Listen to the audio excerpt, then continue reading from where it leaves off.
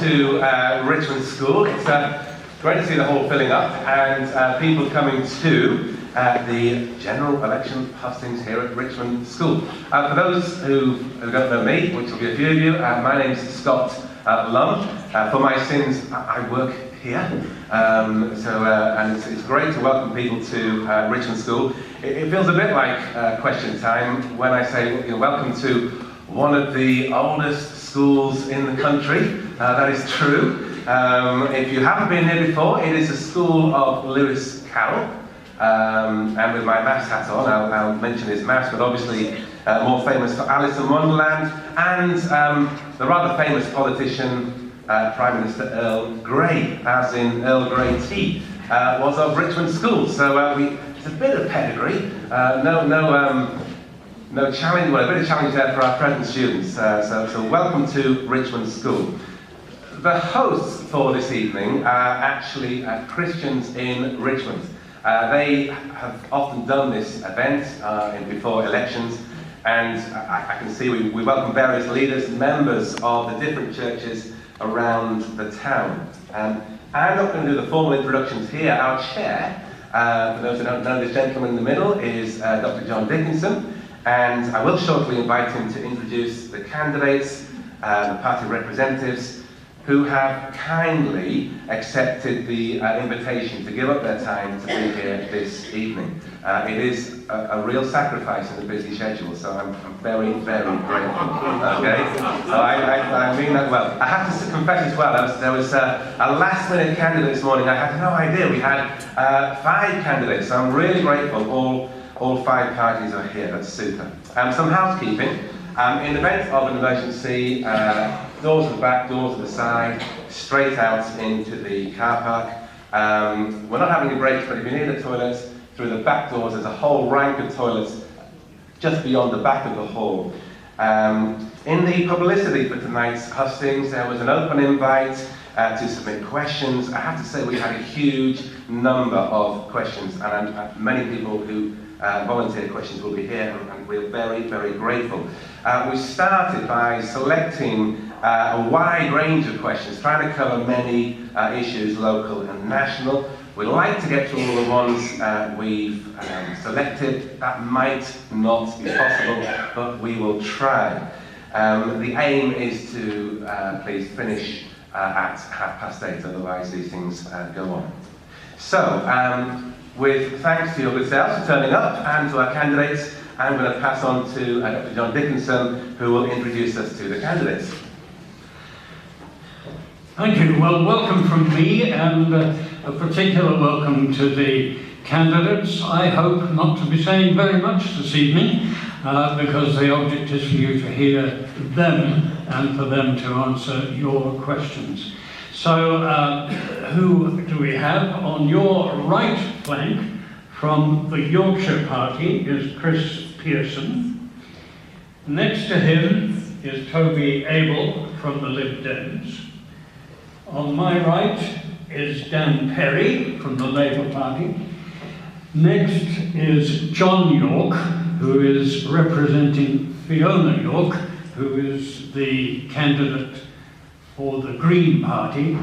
And at the far end is the incumbent, the only one who was here last time and was elected, Rishi Sunak from the Conservative Party. So that's the way we're going to do it. And first of all, we've invited each one to come to the lectern here and give a short presentation, one after the other. So, Rishi, would you begin, please?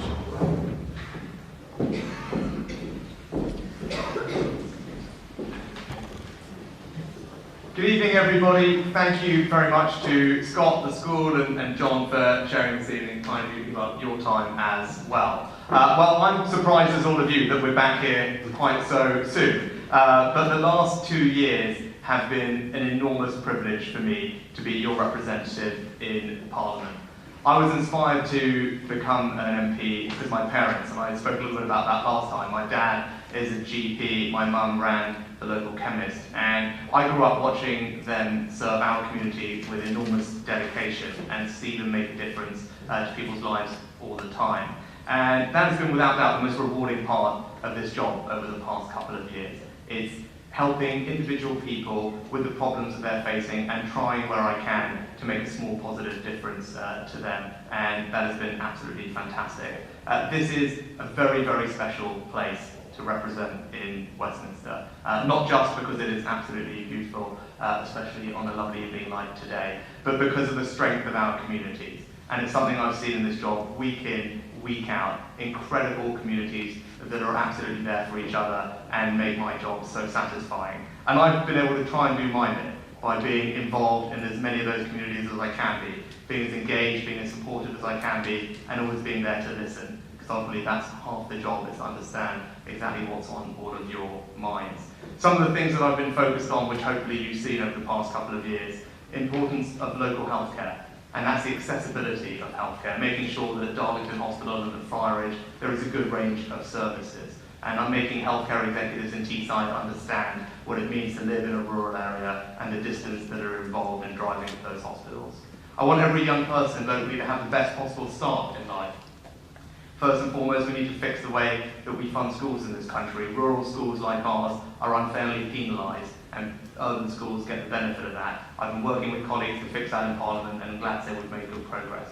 Apprenticeships are another passion of mine, and something I'm delighted to say I've been working with people at Richmond School on a new policy for apprenticeships that's found its way into the government's industrial strategy and will benefit our local young people in the years to come. And of course, our local economy. Small businesses are the backbone of our economy here, and I've done my absolute utmost to support them, because ultimately if we want our area to remain prosperous, if we want our young people to have great jobs to grow up and grow into, we need our small businesses to thrive. That's everything from farms to our amazing tourist industry, most notably recognised recently with the George and Dragon pub just down the road being voted and recognised the best pub in the country. So there's a lot to be very, very proud of. But if I'm re-elected as your MP, I will continue to be a strong voice for you in Parliament, and that's my job. It's to stand up for you and the issues that matter to us here in our rural community and make your voices heard in Westminster and try and make a difference to all of you and raise the issues that matter to you, your friends and your families. Thanks very much.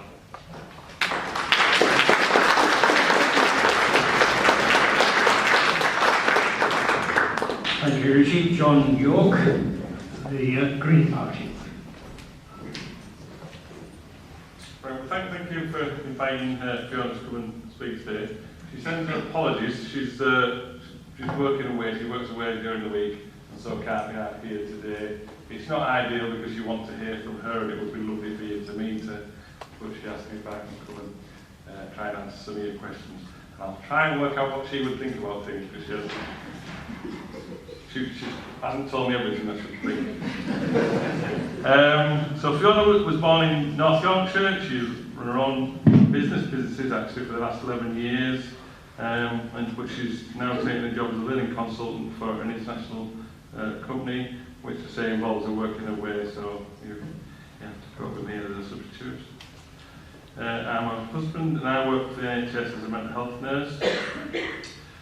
We share a passion for cycling, and we share a tandem. She wrote this, not me. As a vegetarian, she cares a lot about animal welfare and the planet and how food production affects the planet. She also cares about farmers and their need to produce the food that we all need. And I think that colours some of her view of the world. So she wants to stand up for clean air, cheaper, better public transport that meet the needs of working people, get the dirtiest vehicles off the road and support people to do this. She supports renewable energy, creating job security and dependable prices. She also stands up for the NHS. She believes in proper funding, and that's straight away for the NHS.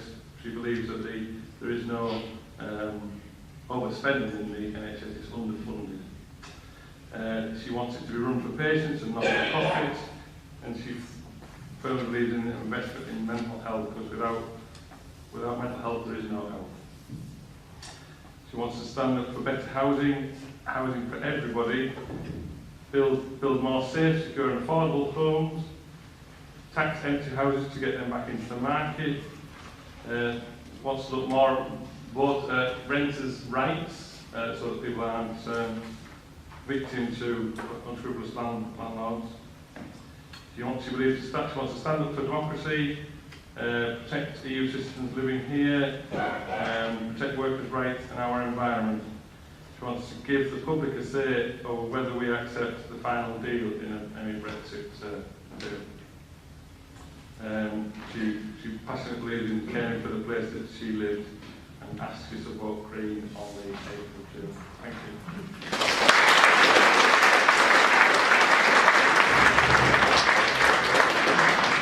Thank you, John. And now Dan Perry, Labour Party.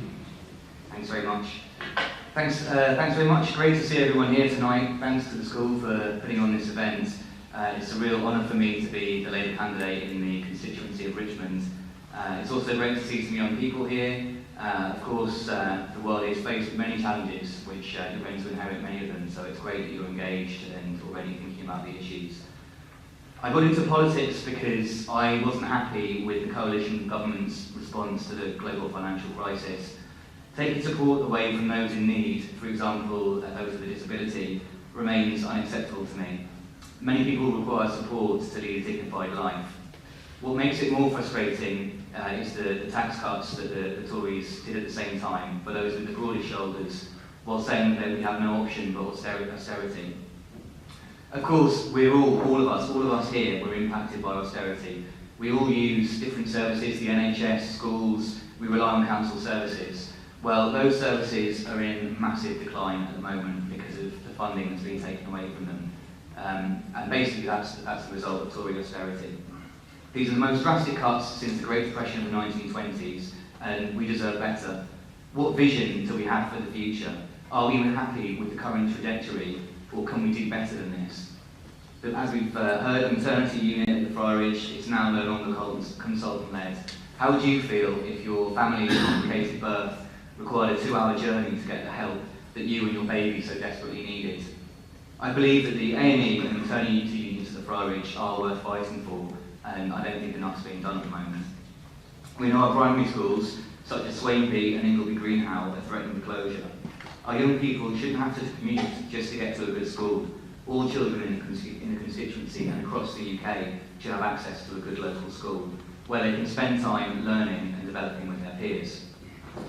I'm a chartered mechanical engineer. I'm registered with the Institution of Mechanical Engineers. I've worked full-time in the power industry for over 10 years. One of my many passions is sustainable, affordable, reliable electricity for all. I'm also a councillor on Newcastle City Council. I apply the same principles to local politics as I do in engineering. If we can understand the root causes of issues, we can find solutions and we can improve lives. I'm also someone who rolls up their sleeves. I get stuff done. There's a massive skill shortage in engineering. My action, I've been a STEM ambassador, science, technology, engineering and maths, since 2009, visiting over 20 schools to promote STEM careers.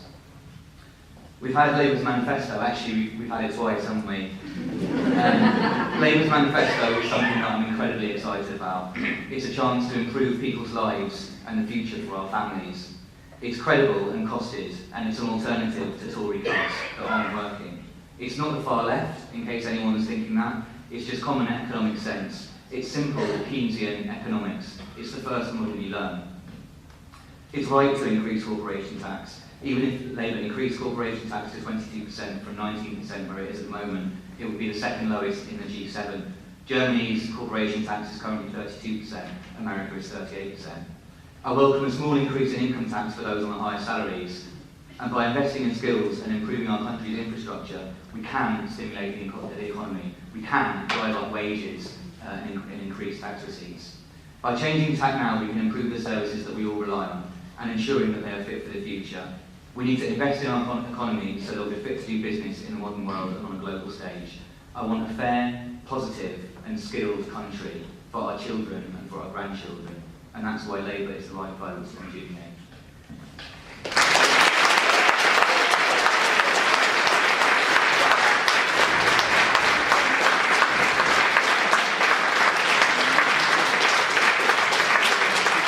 Thank you. Toby Abel, Liberal Democrat. So I'm Toby.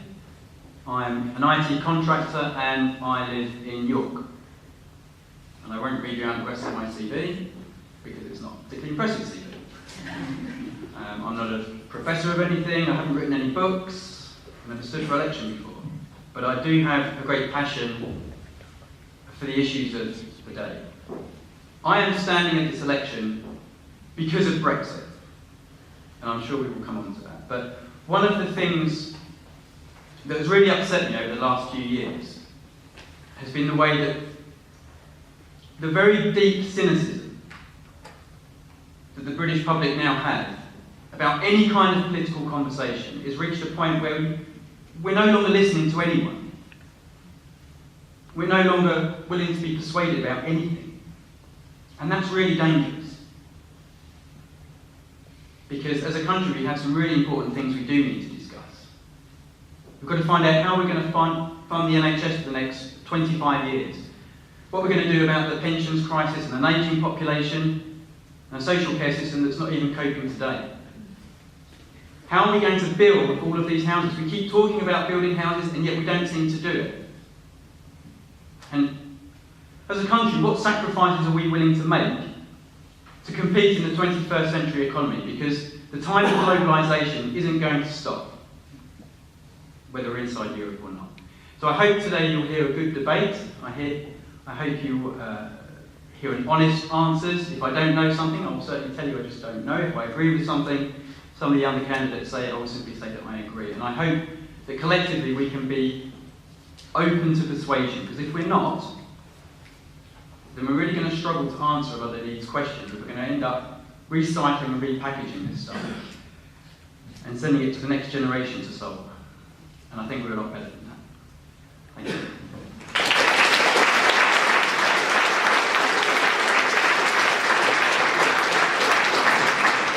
Thank you. Chris Pearson, Yorkshire Party.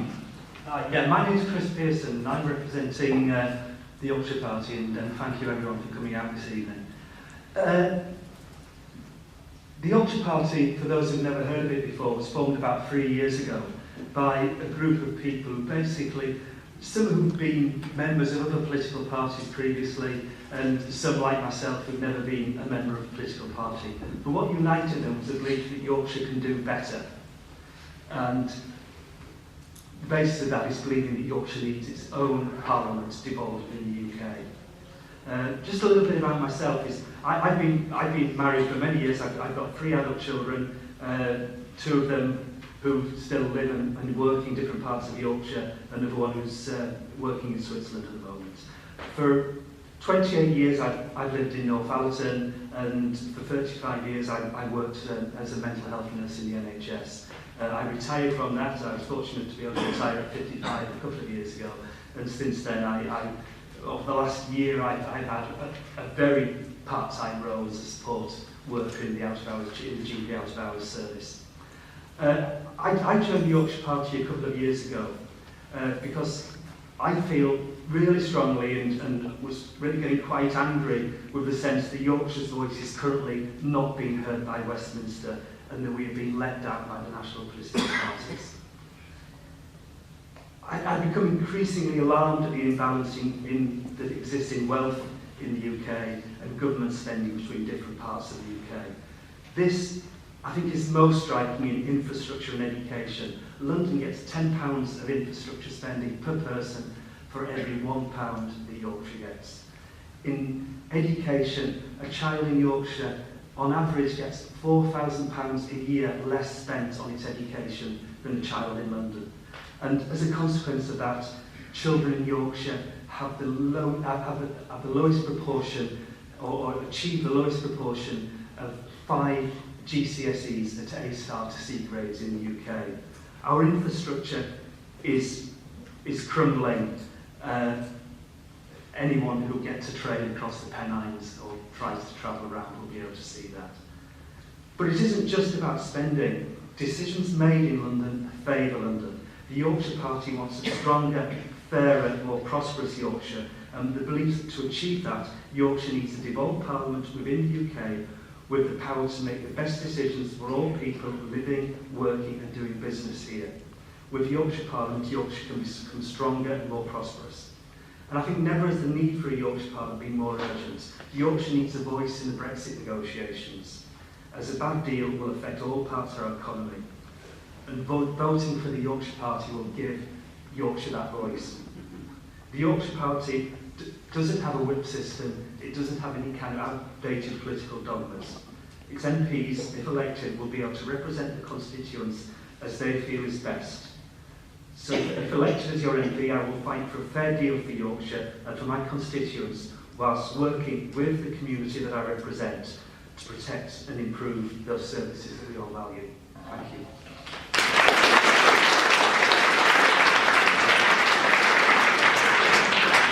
Well, thank you for that. We're going to go straight into our questions now. The questions have been put together ahead of time, and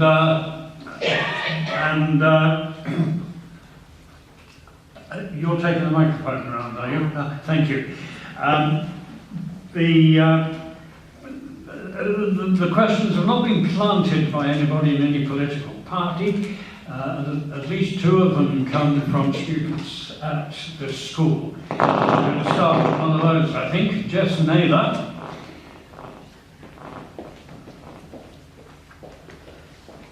Have the candidates seen them already, could I ask? The candidates have not seen the questions, no. If you were to win the seat. Can't hear. Are you on? If you were to win this seat, what is the greatest thing that you would hope to achieve in the next Parliament as our MP in this constituency? If you were to win this seat, what is the greatest thing that you would hope to achieve in the next Parliament as our MP in this constituency? John.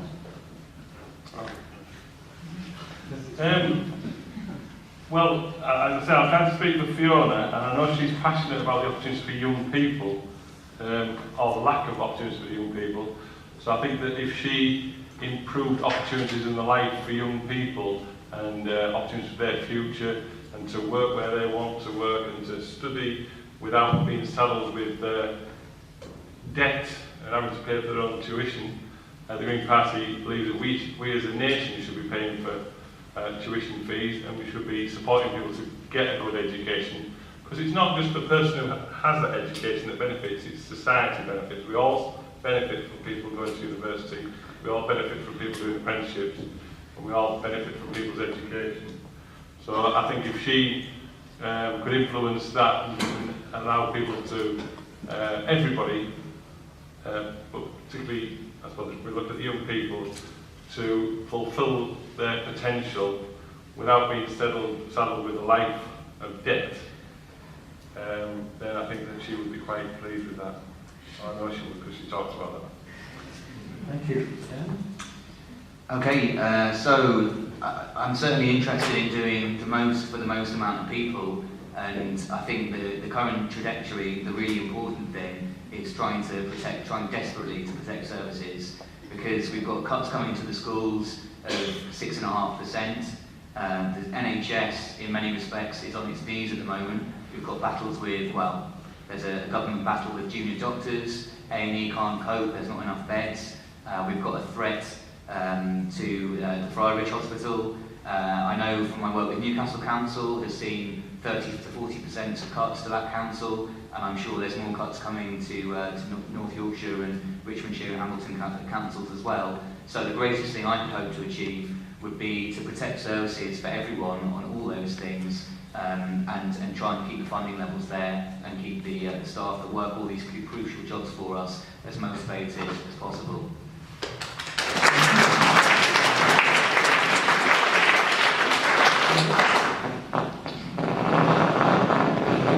I suppose I should say I will reverse the Brexit decision, and I think that's probably too much for any one person. And in keeping with the idea of the question, I would say probably eliminating the need for a food bank in this constituency.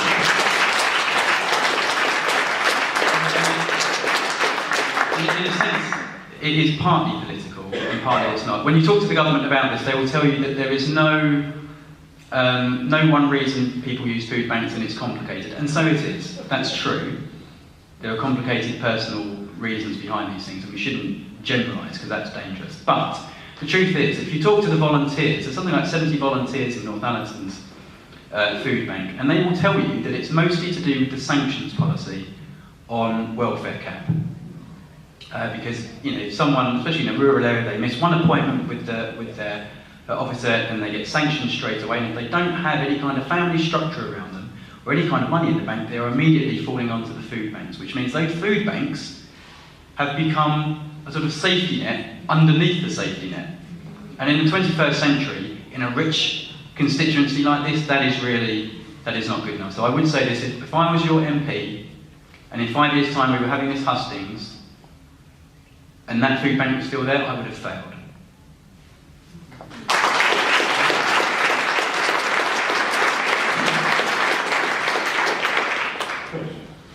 Yeah, I would want to work with the community to protect, as I've said previously, those services we all value. I think particularly the health service. We can see the impact of ward closures and hospital closures, and that is getting worse. And I think within the rural community, these things have an even greater impact because people are more isolated, and it gets more and more difficult to actually travel greater distances to access healthcare. So yeah, that is what I would want to do, and just to identify the things that actually matter to communities.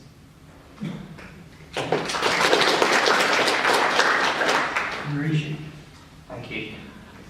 I spoke a little bit about my policy priorities that I've been working on for the last couple of years, but one thing I have learned in the last couple of years is there isn't a single issue that everyone cares equally passionately about that will make the most difference to everyone. There's lots of different things. So the thing that I would like to do, the greatest achievement for me if I was re-elected, was to try and earn your respect, because the chance of us agreeing on absolutely everything is small. You're not going to agree with everything I do. We're not going to be able to find common cause on everything. But if I'm your MP, what I want you to earn is your respect. And I think I will do that by showing you that I'm working hard, that I'm engaged in what you're doing, I'm there to listen, and I'm responsive, and I'm taking on board what you're saying. And where we do disagree, that I'm transparent and straightforward with you about why. And that, I found, has worked fine for the last 2 years. And people appreciate that we're not going to agree on everything, that no one is going to agree with everything that any government or any MP, every MP is doing. But what you can do is show people you're there for them if they need help when they come to you with their families and problems, and you're there to listen, and you're there to stand up for them in Parliament. So earning your respect would be the greatest thing that I would hope to be able to do over the next 5 years.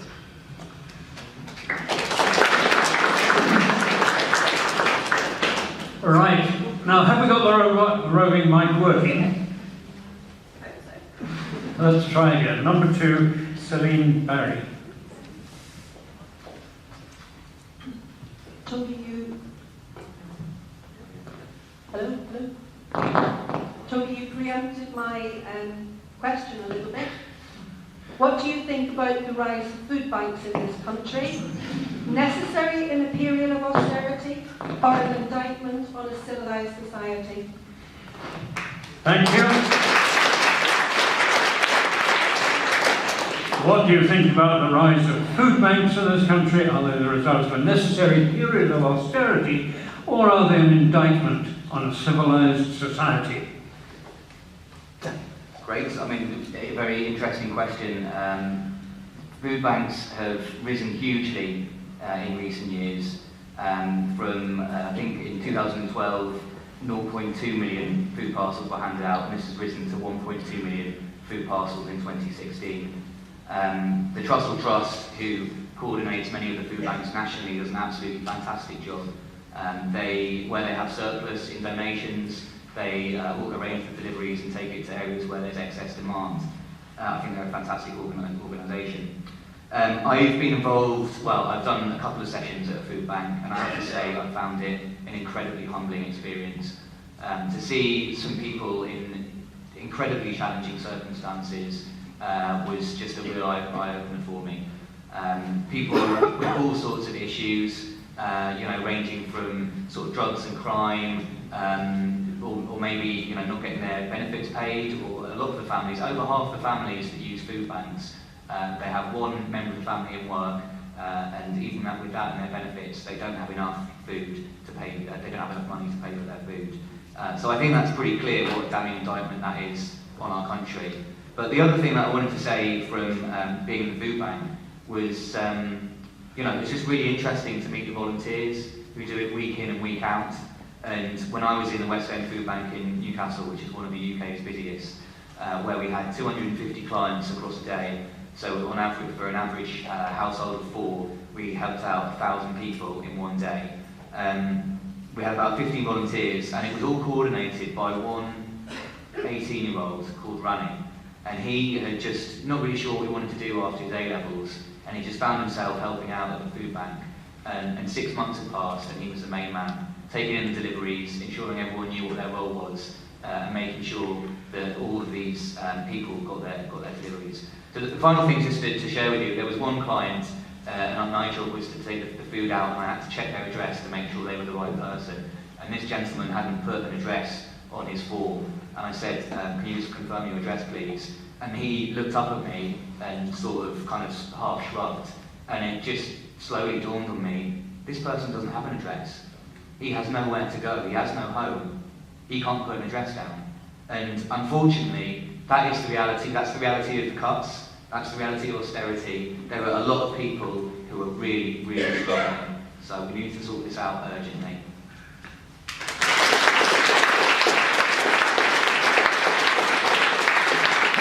Toby, you feel you've had your say on this, and would you like to pass, or do you want to add anything? I will never pass. I guess I had partly answered the question. The only thing else I'd add to that is I actually don't think it would be that expensive, because a lot of the problem is the bureaucracy. If you've ever had any dealings with the way that the assessments are made, is that there is a tendency, because they are incentivised, to find faults with the application and then wait for the appeal and see what comes back.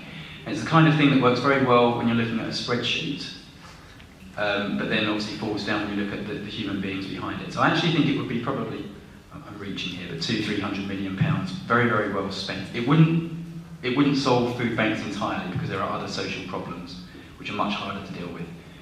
But I think it's about 1,000 packages each year at the moment for that food bank, which is just crazy for somewhere as rich as this to have. I'm repeating myself, sorry. Thank you.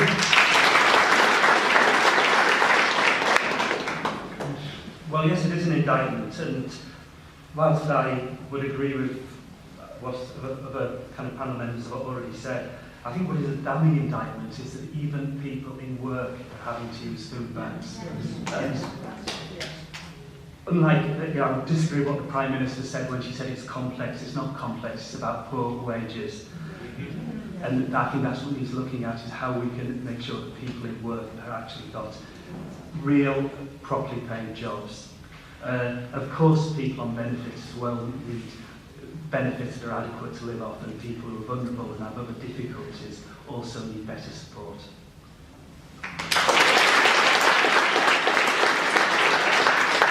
Rishi, austerity, indictment.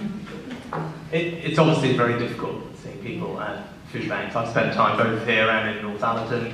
I see people in my surgeries, so it is clear that there are a range of reasons why people end up in food banks. It isn't simple. It's not just sanctions. It's not just employment. So there isn't a single silver bullet that will fix it. I do think long term the right way to end the problem is to get people into work. That is the most sustainable way that people can have a standard of living that will mean that they don't need to go to food banks. And we've heard about wages. The minimum wage is now £7.50.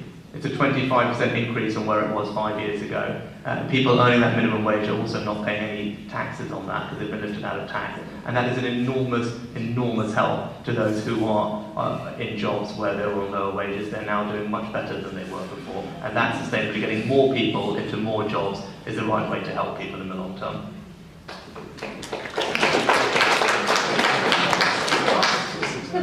John. First of all, I don't think Fiona or I would know more about food banks than the churches who run them, and I think you do an absolutely brilliant job. I'm sort of reminded of when I started my working life in 1979, which was the year that a certain lady came into power, and she used to talk about Victorian value. Well, it sounds like we've arrived there because now the Tories are blaming the feckless poor for their own poverty, which is what people do.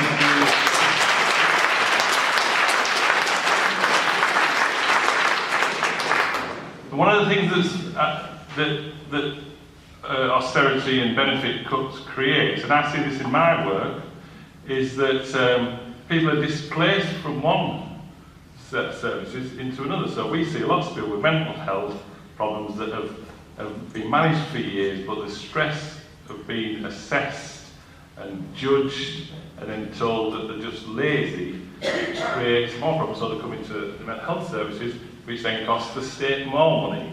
So there's a bit of a false economy. It reminds me of that, the cost of everything, the value of nothing. And I'm also, what's interesting about sanctions is that the people who are running the back to work projects, the G4S I think is one of them, when they fiddle the figures and say they're getting imaginary people back into work and get paid for that, when they get found out, they get other contracts. Where is the justice in that? So it's a spider's web of dirty dealings really, but I do think that the churches are doing a job that shouldn't have to be done, but are doing a brilliant job with that.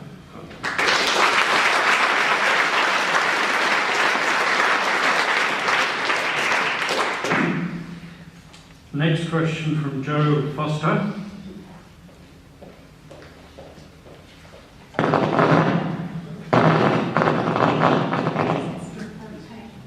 Hi there. Can you hear me okay? The Federation of Small Businesses. Thank you. The Federation of Small Businesses have shown that their members are seriously worried about the impact of Brexit. Given that the vast majority of people in our constituency work for small business or are self-employed, what do you see as the implications of Brexit on our local economy? And what measures are you putting in place to protect our jobs and our livelihoods?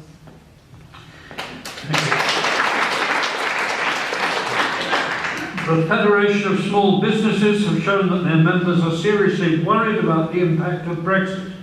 Given that the vast majority of people in our constituency work for small businesses or are self-employed, what do you see as the implications of Brexit on our local economy, and what measures are you putting in place to protect our jobs and livelihoods? Well, the implications, well, if you look at what small businesses say they want out of the Brexit negotiations, and if we include farmers in that as well, I guess, you know, they want a lot of what they already have within the EU. They want access to EU migrants. They want access to those markets for their own supply chain and to export. And well, I'm going to tell you something you probably have already suspected. In 2 years' time, we're not going to have a free trade deal with the EU. The civil service have already said as much. So, you know, all we're really arguing about in 2 years' time is to have some kind of transitional deal, which is we're going to pay a lot of money for.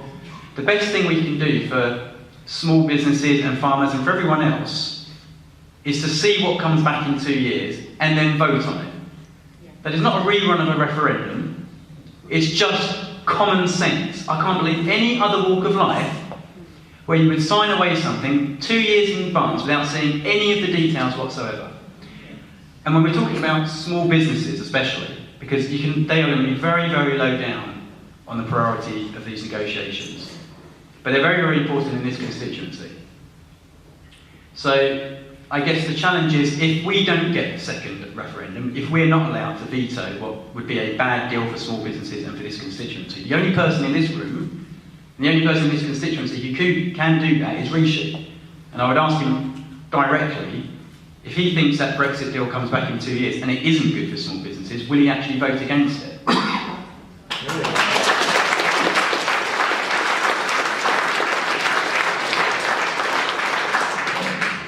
Perhaps we shall hear the answer to that.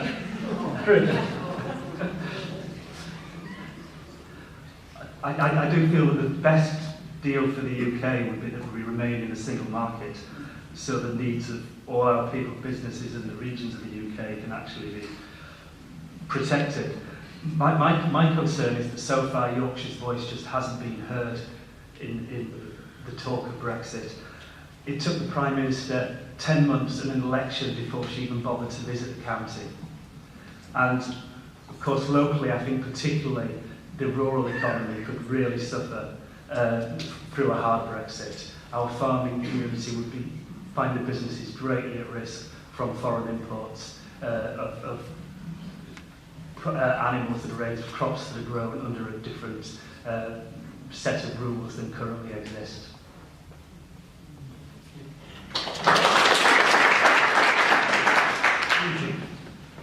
Well, when I speak to small businesses, and I come from a business background myself, and it's something I spend an enormous amount of time doing, as I mentioned before, the things that they speak to me most about are better broadband, lower business rates, access to young people locally, and less regulation, less red tape. Those are the things that come up most often. None of those things are going to be largely affected by Brexit, apart from red tape, which will be enormously beneficial to small businesses who complain to me week in, week out about needless European regulation that they have to contend with, which I won't bore you with all the details of now. But in terms of actually making a difference to businesses on the ground, the things that we need to keep on doing, the things that we have been doing, getting broadband to more of them, especially in a rural area, cutting their business rates and taxes, which frees up money to employ more people, and make sure... I am answering the question you asked. I am answering the question, sir. Get going. And making sure that the people they want to hire are here, and that's about investing in skills and local apprenticeships, which is something that we're making great progress on locally. So it's skills, broadband, lower taxes, and less red tape. That's what small businesses are asking for, and that's what I will keep fighting for.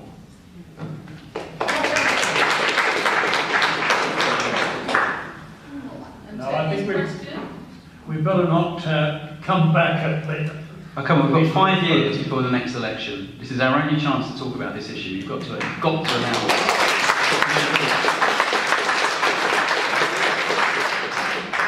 it. Do you want to say anything else, Richie? Would you vote against, right, let's just say that the deal that comes back in 2 years' time, so farmers are going to have to fill out more red tape to get some support. It's going to be harder to migrate, to sell to the EU, and it's going to be harder for small businesses to function. Would you vote for that or against it? I'm highly confident that that would not be the case.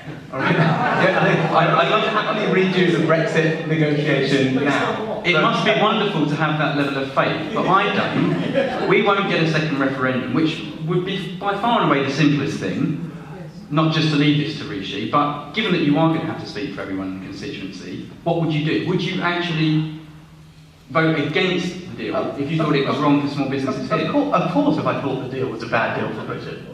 I mean, thank you, that's good. I think, Toby, on this issue, you think it's not possible to leave the European Union. You would like to take us back into the European Union. I totally respect that position. That's not the position of the British people. That's not the position of the people locally who voted for Brexit. So the right thing now is to respect the result of the referendum and get on and negotiate a good deal for the British people. Trying to argue right now about what that might and might not be, it's not appropriate. Well, I agree 100%. Trying to argue about it now is impossible because we don't have any of the details. The right thing to do would be to have the referendum in 2 years when we have all of the details and there is no more bluffing. Yeah. And we don't have to...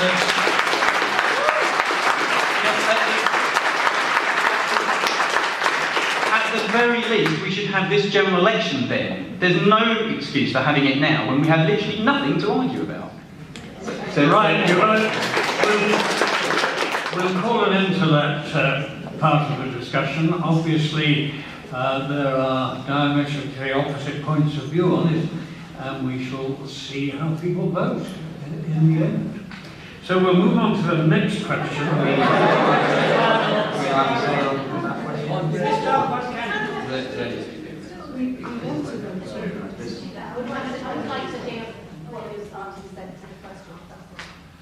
We haven't heard everybody. Have we not heard everybody? I beg your pardon, you have quite right, and I apologise. I'm very nervous about that. Can I hear the question again? So I don't have the question. Federation of Small Businesses are worried about the impact of Brexit.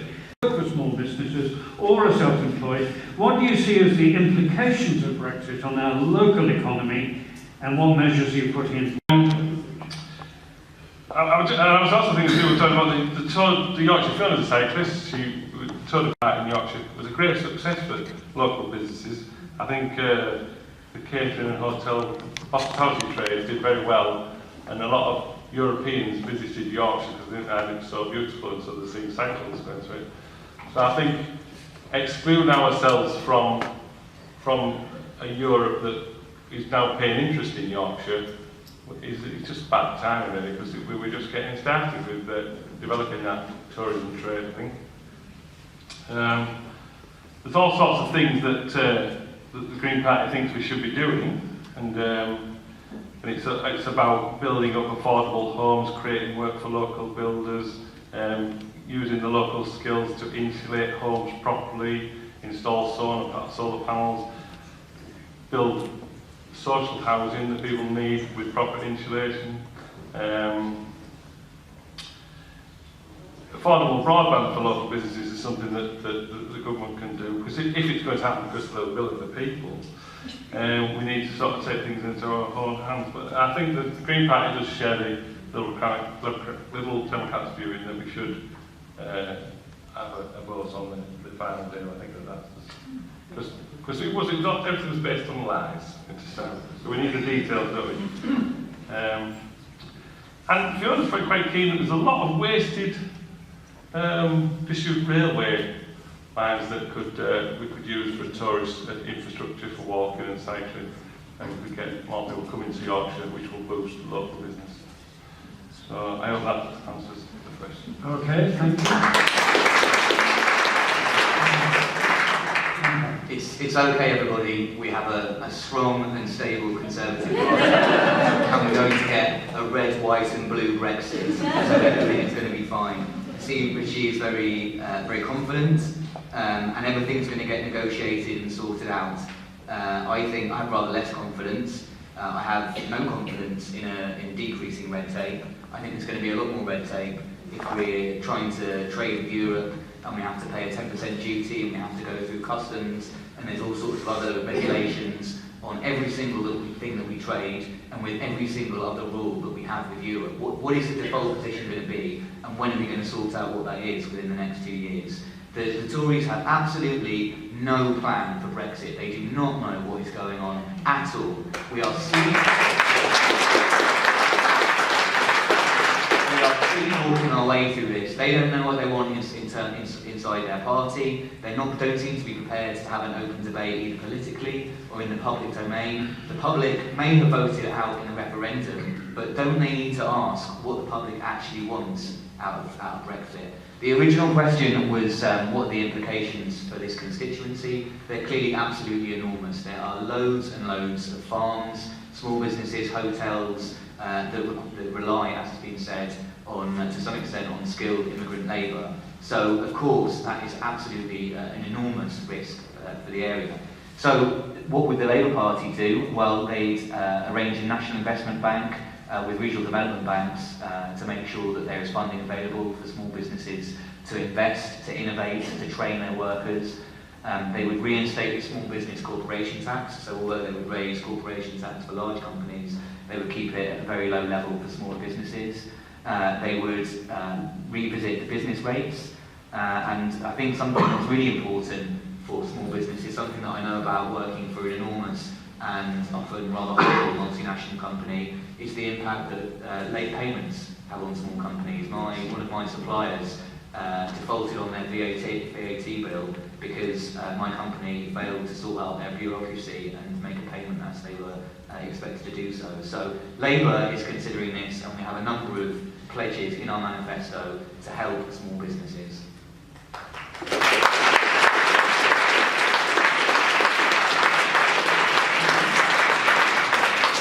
Right, well, thank you everybody for ruining my timetable. But that was interesting, and I'm sure we'll manage it as we go along. Fourth question from Caitlin Martin. Can I suggest, just before the question, the radio mic's making a lot of interference, so I'm going to say if we ditch the radio mic Each question, if you can't hear it, you will hear it repeated. So we're going to get with the ready mic, but it will be repeated by John. Thanks. It's actually Katie Jackson, but a bit of a change of tone here. All right. In the light of recent terrorist attacks in Europe, how do your parties intend to uphold domestic security without compromising on human rights and liberties?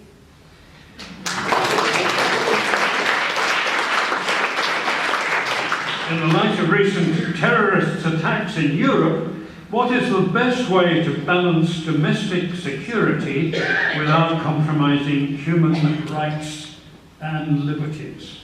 Where have we got to? It gives me. Right, well, I confess the Yorkshire Party actually hasn't got a policy on that.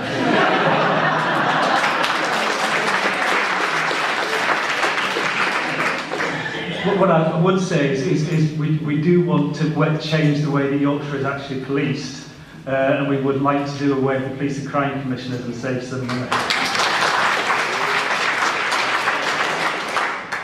Oh, thank you for your honesty. Appreciate it. This hit home to me, obviously, with what happened in Parliament not that long ago, because I was walking across the colonnade, which you would have seen on TV, when the attacker entered the building, and I was running as the shots were fired just 30 yards to my right. And obviously, in the aftermath of all of that, it was worth reflecting that we have been incredibly fortunate as a country not to have suffered more serious incidents over the past 10 years or so, especially when we've seen what has been happening in the continent, as Katie mentioned. We obviously face new threats, and I think those are both terrorist, but they're also cyber as well. Those are two areas of the defence budget that are seeing a considerable increased investment, as they should. And I think our security services do an enormous amount. And I've been privy to various briefings over the past couple of years about the plots that have been foiled. And it's clear that our security services are doing a first-rate job. In fact, they are providing advice to many other countries around the world. And that needs to continue. The other thing is integration. As we saw in Parliament, part of the issue is homegrown terrorism. These are not people who have just arrived. These people who have, in many cases, been born here, but have certainly been brought up here and are being radicalised along the way. So we do have to take a stronger stance on how do we integrate communities into the British way of life, into British values and British society. It can't be that if you grow up in this country, it's possible to live such a ghettoised life that you turn to this kind of evil. So tackling that is something that is not easy to do. It requires community involvement, but it's something that we absolutely must focus on as well.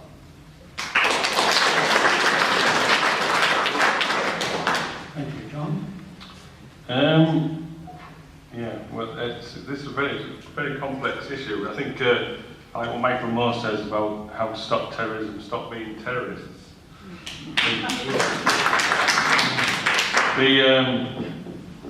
Because the problems in the Middle East that have created this problem were created by the coalition in the early noughties. The things that we're seeing in Syria now are the things that our government created by attacking another sovereign state in the Middle East, which is with Iraq, which is ended up with. Sorry, that wasn't the coalition, that was Tony Blair. Sorry, yes. But no, the coalition forces. Sorry about that. Sorry. I would have referred to that as the condemned. All right. All right. Sorry, sir. Sorry. But we're still selling arms to the Middle East. We're having a proxy war in Syria. People are bombing first and then blaming each other. Why didn't we ever talk to Russia? Why don't we talk to Russia? But we need a bogeyman, a bogey country, and bogeymen to scare British people so that we can be controlled. That's what it's all about. It's about frightening us. And I think there is a risk of us getting attacked, being in the wrong place at the wrong time. But I think it's overblown so that laws can be strengthened to control us and to quell dissent, if I'm honest. Human liberty over domestic security, kind of justice. Yeah. So do we have a very oppressive state just to keep us safe? Is it a price worth paying? I don't think it is. But we need to stop selling arms into the Middle East.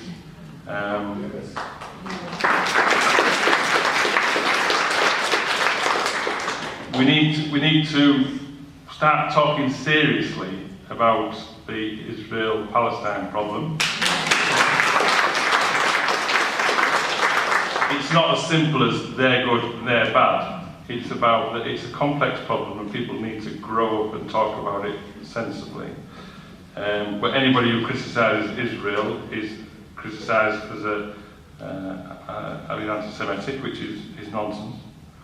Because Israel is not the same as Jewish. Well, the thing about the prevent strategy is quite interesting, isn't it? Because that, tarring everybody with the same brush, if you're from a Muslim background, you will be viewed with suspicion, is not really a good way to get people on side.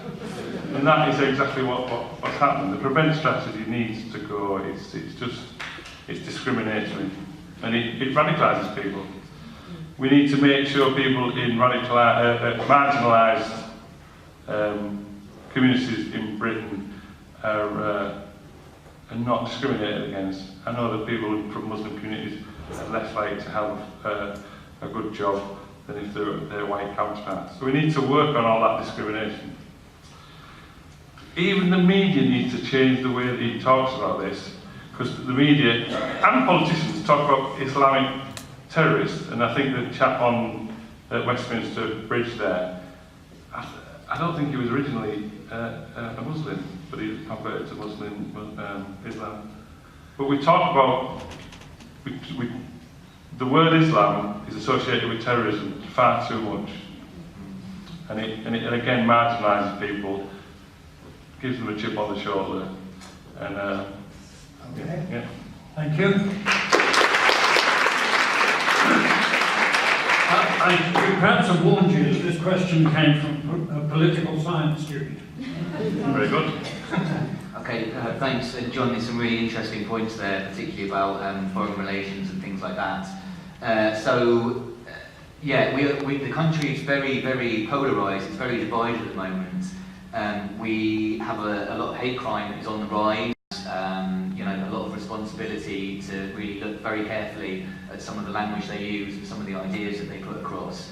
I think division is absolutely to be avoided. We have an absolutely fantastic record in this country of accepting immigrants and prospering as a nation, be it through our culture or economically becoming more prosperous from having a myriad of skills that people have brought in for thousands and thousands of years. So we have a bit of division at the moment, and part of that is driven by austerity. We have the haves and the have-nots. And I think when people have very, very little indeed, they look for easy answers. I think there's more people that are vulnerable that can be targeted by some of these groups that exist. So I think it's very difficult, and it needs, it needs a lot of work, a lot of attention, and maybe it needs some investment to have the correct resources to tackle these problems. But the original question was about human rights and liberties, so let's not get too far away from that. I think GCHQ look at pretty much everything that we do communications-wise, to a greater or lesser extent. Our emails, our text messages, that's my understanding. I could be wrong. I think one thing they can't look at because of the technology is WhatsApp messaging, because it's encrypted. And this is a conversation I kind of had with my friends. How would I feel about GCHQ also being able to see my WhatsApp messages? And my initial response was, well, I've got nothing to hide, so I probably wouldn't mind. But I think that's something that we need to have a really big, open debate about, and I think it needs to be in the public domain and discussed. We obviously do have a risk of terrorism in the country, and what level of risk are we prepared to accept, and what level of state supervision is acceptable to us. Let's talk about it.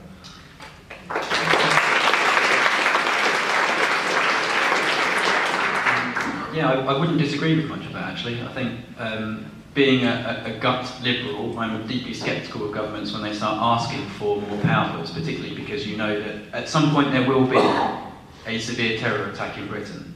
And when there is, there will be a huge outcry to clamp down. And so if we're already giving away certain powers, my instinct is that when that terror attack happens, which is inevitable, it will go that much further. But there is definitely scope for for increased security provisions. And I think what you were just saying about having a big open debate about this is true, because there has to be a consensus. There will be a balance between liberty and security. There always is.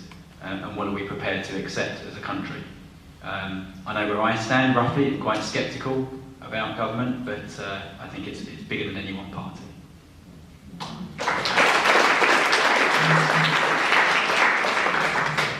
Thank you. Next question, Susan Stratton.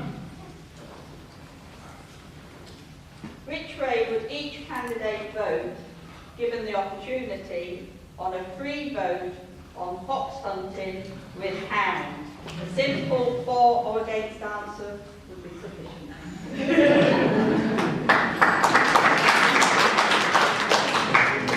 Which way would each candidate vote on fox hunting with hounds? This is an open question, ideally one-word answer, but perhaps we could have a sentence of explanation, if you like. Where are we? John. Well, this is one I do know that what Fiona thinks about it. She thinks it's barbaric, unnecessary. Lots of, sorry? One word. Well, that's it.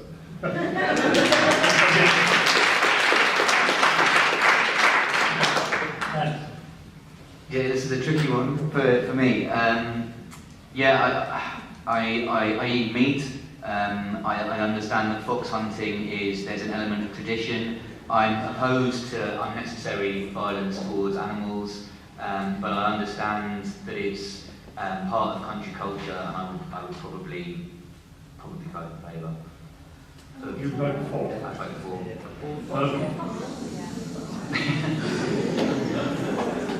I would vote against.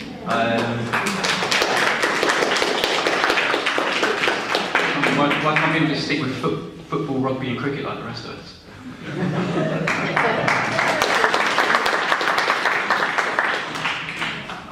I would vote against. I see no reason for it at all. Did we have your answer, Rishi? I would vote for.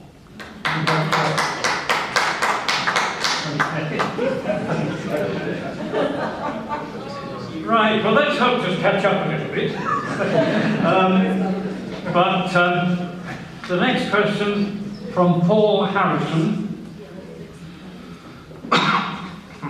Analysis by the National Association of Head Teachers has shown that the new funding formula for schools will lead to most schools in this constituency having to make further cuts to their teacher numbers, to the extent that the viability of some small primaries and sixth forms is at risk. How do you respond?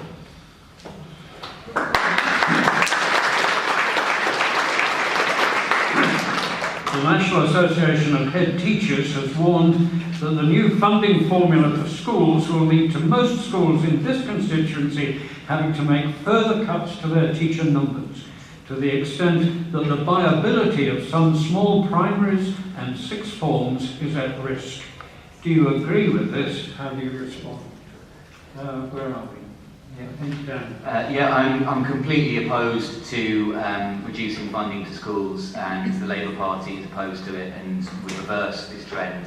What could be more important than investing in our future generations and giving them a good education, no matter what their background is, where they live, what they might end up doing, be it practical, be it academic, or any sort of job. We need to be a strong country on an international scale. We need to have a really good education system, and to be honest, we've got quite a lot of catching up to do. So the Labour Party has in their manifesto pledges to increase funding by 6.3 billion annually, and of course there's free tuition fees at university, and also they would put another 5.3 billion into childcare and early years, including more funding for Sure Start centres, which have pretty much been abolished by the Conservative governments.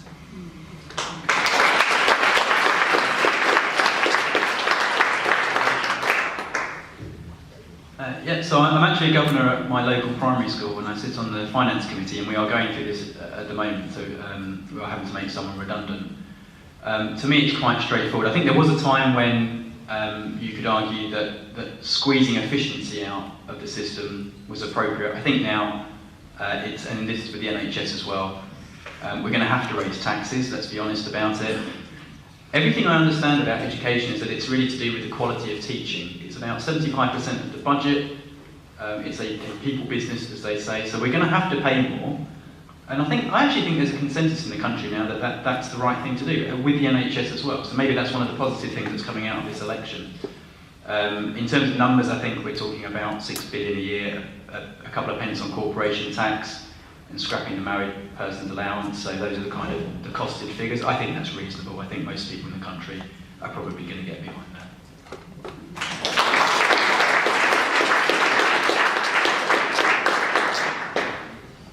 I think schools, like most areas of the public sector, are really struggling, and I do get slightly confused by these changes, because on one hand we're told they're supposed to benefit rural areas, but then we're hearing that rural schools are probably going to have to cut the staff. I've got a son who actually teaches in inner city Bradford, and this school we're also going to have to make a teacher redundant.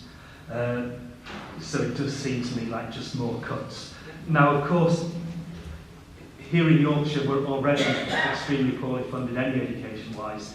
So as the Yorkshire Party, we would be wanting an increase in funding for education right across Yorkshire anyway.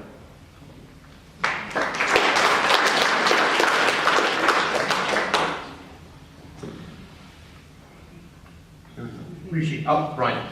We're very fortunate with our schools locally. I think almost every single secondary school is ranked good or outstanding, and 90% of our primary schools are also ranked good or outstanding. But they are different to most of the rest of the country. We have small rural primary schools, not something that are always well understood by people with spreadsheets sitting in Westminster or Whitehall. And the biggest problem with school funding is not first and foremost the overall budget, which has gone up in a few years where we've had to make very difficult decisions.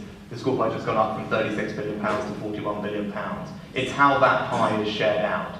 And for various historic reasons, it's very unfair to rural areas. A child from very similar background, similar circumstances here will get £400 to £500 less in funding than a similar child in Newcastle or Middlesbrough, and they'll get thousands of pounds less in funding than a child in East London. That's not right. And the government has accepted that the formula is not right. And together with other rural MPs, I've been making the case that we should change the formula to make it fair. And the government has, to its credit, listened, it agreed with that, and already increased funding for rural areas. And we're in the middle of a consultation in Parliament about how we should design a new formula, and the first proposal of which would deliver an extra £10 to £15 million to North Yorkshire schools, which hasn't been finalised. That's on top of the £10 million that have already been given in the past few years. And if elected, I will continue to fight, because rural schools are very special. They're the beating hearts of the villages that they're in, and they do need that extra little bit of support.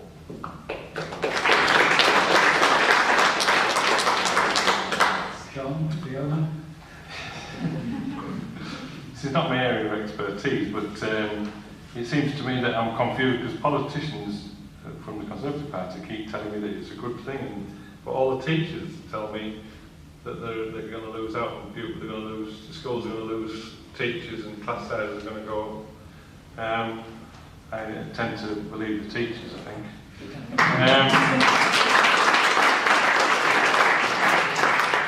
Has there been consultation with teachers on this, I wonder? That might be a good idea, that might be a good starting point to find out. Sorry? No, there hasn't been a consultation. No, in the health service, what they do is they say, we've spoken to senior nurses. And that's what they usually mean. They'll probably speak to senior teachers that you've never met. That'll be the consultation. So teachers, if you ask teachers, head teachers will steer on this. But I think the new formula clearly doesn't work from what I've heard from teachers. And it needs to be halted and reviewed. I say it does impact on my work again. I work in mental health. I see lots of teachers who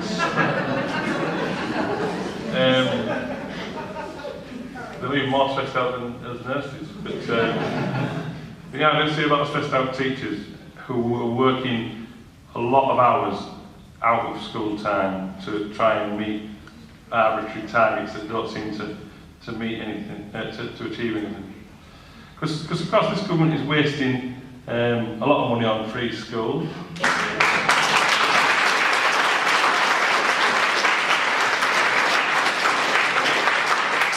Buying overpriced properties in places where there are only school places and not providing school places where they're needed. And now we've got the vanity project of grammar school.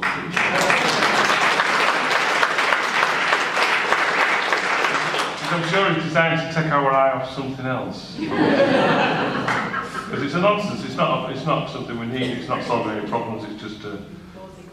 Sorry. Causing more problems. Yeah, it's just. So yes, I think the Green Party view is that we would stop what's happening and look at it again, because I think we do need to listen to the experts, the teachers.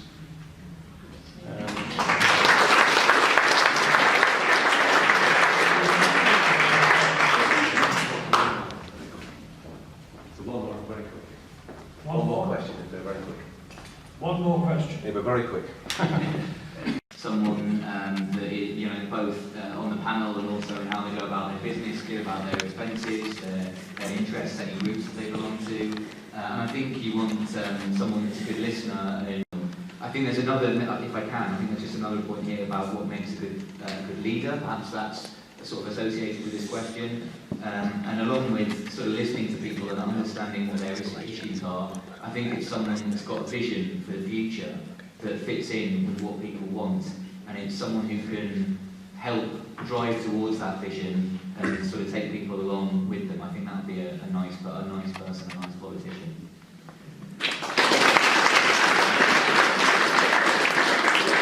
I'm not sure if this is a good question to put to John. I think it's a brilliant question. No, talk about me. Well, the first thing is she's a woman.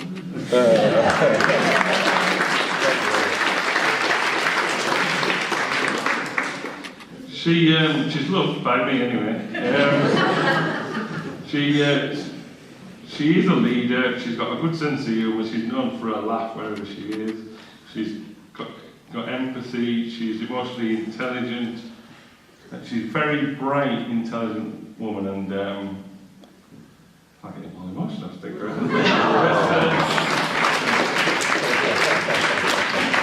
Yeah, I think you're in the truth. You don't want to get on the wrong side of it.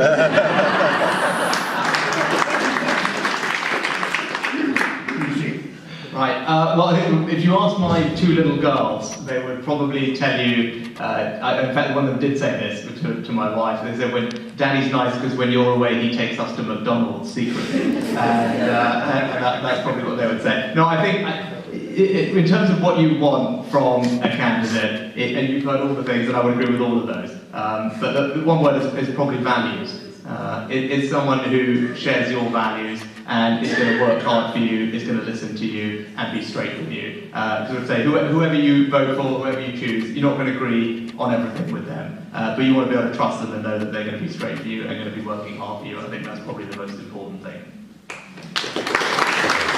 Parties will talk about devolution, but they do not say what powers will be devolved, not to draw lines across Yorkshire that they did in the 1970s. So if like me you feel it's time for change, and you want to see an end to the centralisation of power in Westminster and an end to the unfair distribution of the UK's wealth, then on June the 8th, vote for the Yorkshire Party.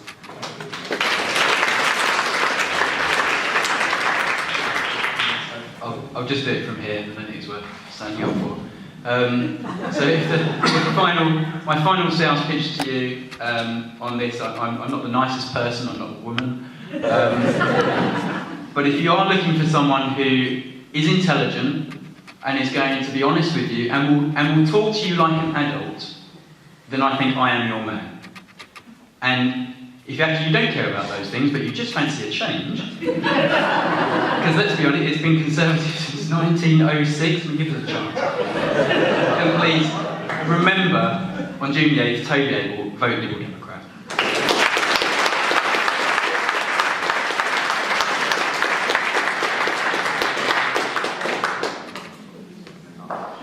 Yeah, so we've heard quite a few different issues tonight.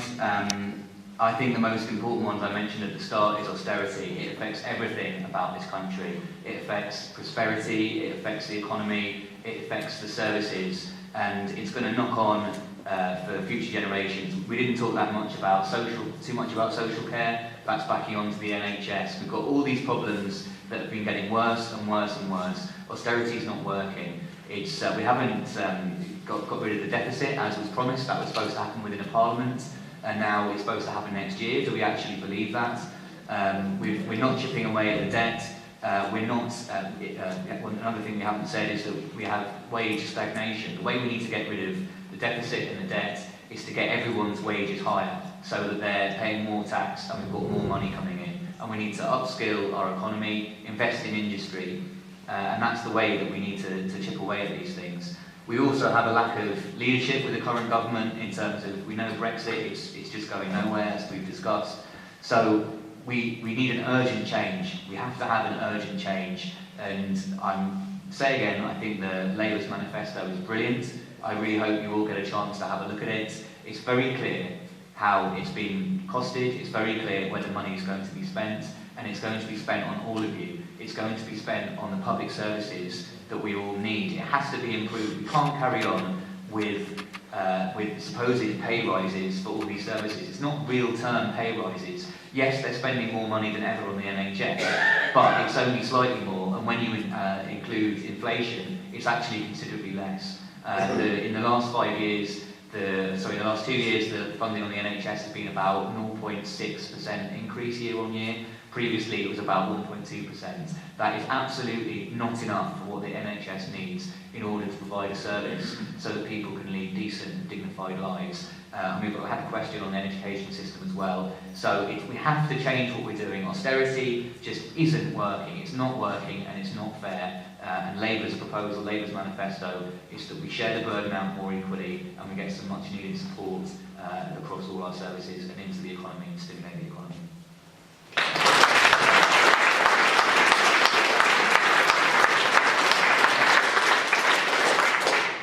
A lot of what has been said I agree with, actually. And yeah, austerity is a choice, it's not an inevitability. Because what's gone particularly quiet in the Conservative Party is talk of the deficit and the national debt. Wonder why they've gone quiet on that. But we can't live for now. We've got to, because the time's clicking on the planet. We're not going to have a planet to live on if we don't do something about it. That's where the Green Party stands. A lot of the stuff we agree with. But denying that there is a problem with climate change does not make the problem go away or solve the problem. So a lot of those things need to be considered in addition to the things that Dan's mentioned about a fairer society. It's interesting that the sale of Rolls Royces and Ferraris have gone up in the time of austerity in this country. Whereas we can't afford to pay our nurses. What interests me is when they say the bankers might leave the country if we don't pay them properly, we give them a pay rise. If people say the NHS is hemorrhaging nurses, oh, well, that's all we can afford. I don't get that.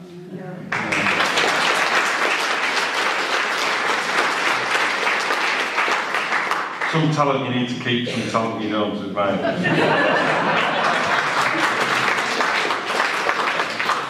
Well, what struck me about this whole process, and we went to a Hustings last night, was that people vote Tory and then expect them not to do Tory things. So we want affordable, we want social housing. Why aren't the Tories doing it? I voted Tory, but they're not doing it. Because they're never going to do it, because it's not in their DNA. So if you don't want Tory policies, don't vote Tory.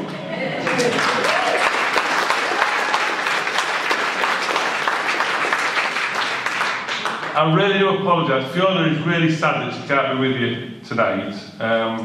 She is at Hustings on Friday in Leyburn, which I don't know exactly where it is, but I'm sure you'll find out. It's in there. And she, if you... What's called school? Wensleydale School. Oh, Wensleydale School. So if you could be there, you could meet Fiona in the flesh there, so that would be better for you, I think. If not, you can go on the Green Party Richmondshire Facebook page, and there's a video of her being interviewed on there if you want to have a look at what she's like in action. Thank you for listening to us.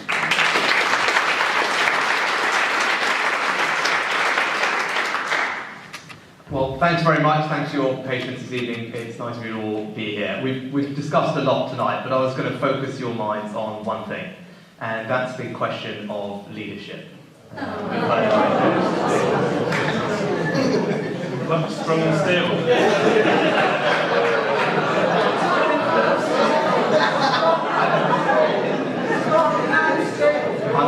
Excellent that you have got the message. But it is actually a serious thing. We've had questions about terrorism. We've talked about Brexit and the need to negotiate a good deal for Britain. And the choice is very simple. There are only going to be one of two people who are going to do that job for this country. The choice is Jeremy Corbyn, or the choice is Theresa May. Jeremy Corbyn!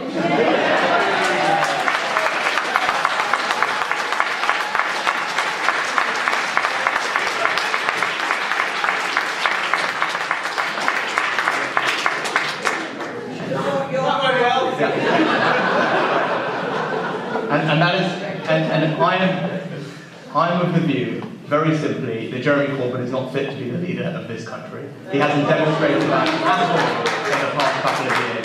I know that when the person sitting across the table from Chancellor Merkel and 26 other European countries, the person I want to be negotiating for Britain to get the best deal for Britain is Theresa May. And it's that simple for me. The question of leadership has never been more important. And at this time in our country's evolution, the person for that job is Theresa May, and the person to do that job is absolutely not Jeremy Corbyn. So the choice is simple. And when you come to vote on your ballot box, when you come to place your cross, that's a simple question you should ask yourself. Who do you want to run this country?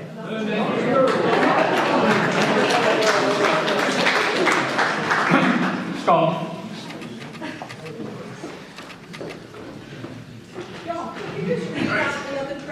So everybody has an idea of what was... Well, I'm conscious, what I might do is, I'm conscious of time, and we do have a video which I want to get pre-screened at some point. I know there'll be some, I'm going to chat with Gillian tonight to show some of the questions that we didn't get to answer.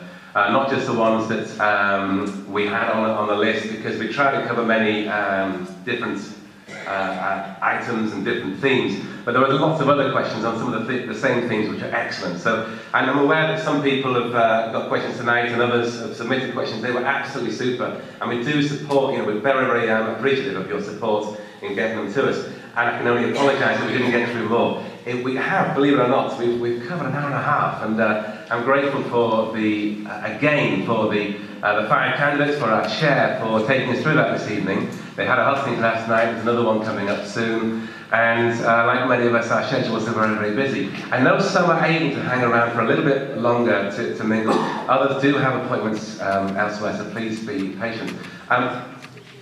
For their time and yours, please, I think, and for our chair as well, can we show a final appreciation for